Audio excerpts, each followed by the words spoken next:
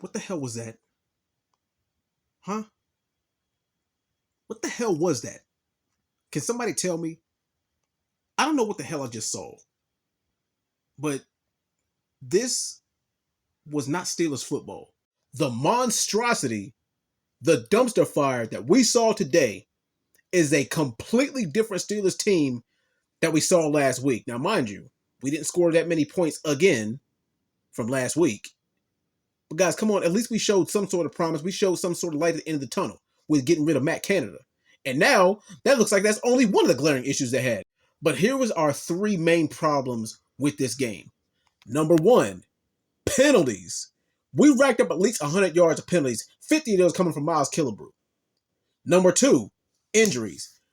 Our guys not being able to stay healthy. We had 5 injuries, with 3 of them being significant. Hopefully TJ's okay. Hopefully number 50 is okay, and hopefully Kenny's okay.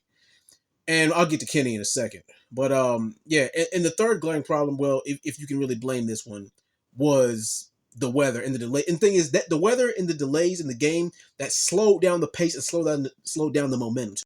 And Mitch Trubisky, don't get me started on him, because Lord knows you can't trust him as far as you can throw him. You might be able to get one good quarter out of him, and that's it. But the bright side is our running game still looks solid, and all of our wide receivers held on to passes that they actually could catch. And Kenny Pickett. I said that injuries was a big part of this game, but a lot of people really are questioning as to whether he's the guy or not, or whether we should start looking elsewhere for another quarterback. He's got the talent, he's got the arm strength, and he's got the weapons.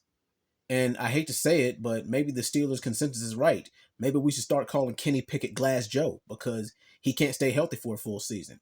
And I don't care how good of a quarterback you are, how fast your feet are, or how accurate your arm is. If you can't stay healthy, you're not going to last long in this league. You're going to need both.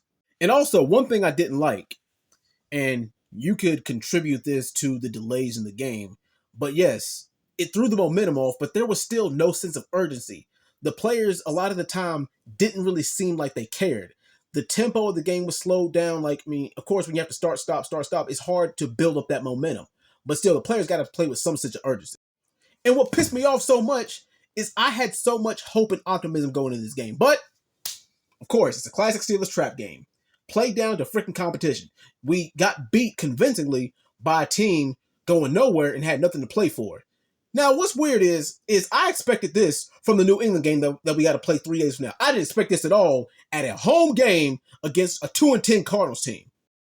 And the bright side is we still have a playoff spot, but if we keep playing like this, then it's going to be the same story as last year. We either barely miss the playoffs or we go to the playoffs and get smoked, which probably the former is going to happen now. But hey, as long as Mike Tomlin gets us above 500 season intact, all the other glaring flaws are going to get looked over. But yeah, guys, tell me what you thought of this dumpster fire of a game. I'll see you guys next week. Peace out.